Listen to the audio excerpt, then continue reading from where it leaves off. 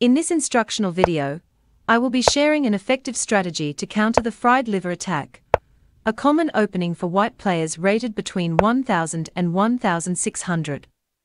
I will demonstrate a counterattack variation that will help you thwart your opponent's attempts to checkmate you using the scholar's mate.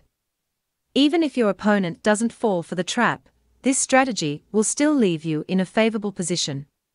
Let's delve into how you can punish this move.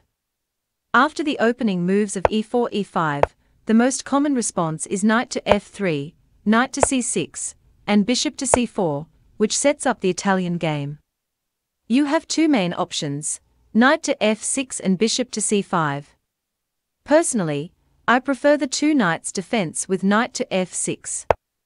If you play this and fall within the rating range mentioned earlier, there's a high chance your opponent will play knight to g5. This move threatens a fork on f7 and sets the stage for the fried liver attack. However, we have a surprising move in response. Instead of capturing the knight on g5, play the unexpected move knight to d4. This move is not commonly played, but holds a brilliant idea behind it. Let's switch to white's perspective for a moment. In this position, the most common move played by players in the mentioned rating range is d6. They aim to push the pawn forward, creating a fork after capturing.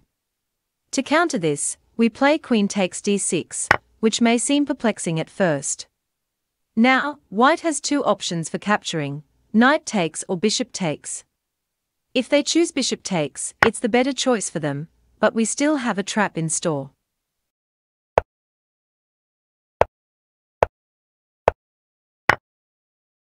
If they retreat the bishop to b3, we simply capture it, forcing their knight to move. Their knight has limited options and ultimately ends up going back to f3. We continue attacking it, putting pressure on white's pieces. Eventually, white will have to move the knight, leading to a disadvantageous position for them.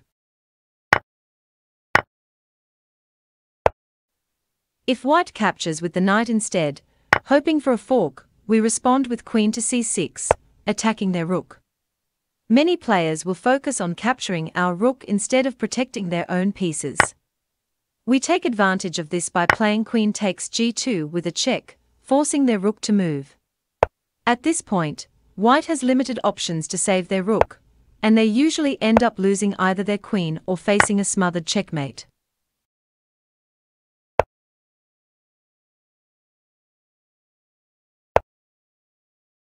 Even if your opponent doesn't fall for the trap and opts for different moves, there is still a solid line of play for you.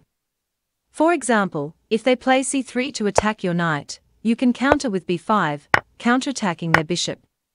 After trades and maneuvers, you will have a promising position with active pieces and potential checkmate threats.